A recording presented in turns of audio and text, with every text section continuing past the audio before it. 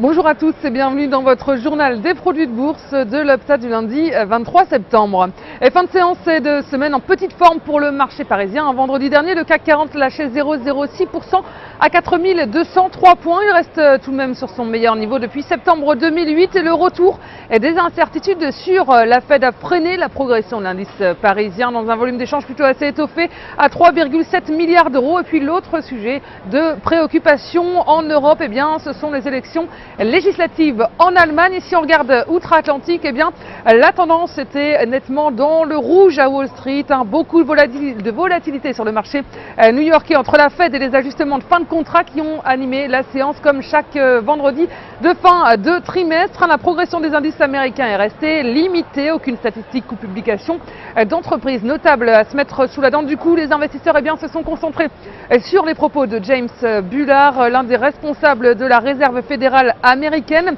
Il a évoqué une possible réduction du soutien de la Fed en octobre à condition bien sûr que les données économiques s'améliorent. Et ces propos ont évidemment relancé les spéculations sur la politique monétaire de la Fed. Et puis l'attention des investisseurs s'est aussi portée sur les négociations budgétaires et le débat sur la réforme du système de santé menée par Obama.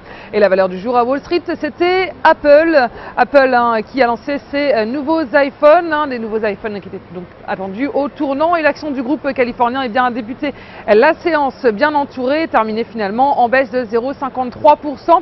Et la valeur du jour, c'est aujourd'hui le laboratoire pharmaceutique Sanofi.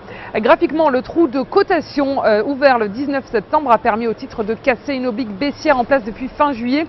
Le RSI rebondit et est passé au-dessus de sa ligne de signal. Et ces éléments militent pour la mise en place d'une nouvelle phase de hausse avec les 81,12 € comme première cible. Et le dépassement de ce niveau amènera le titre sur les 83,16 €. Et seule une clôture en dessous de 73,61 € invalidera ce scénario haussier.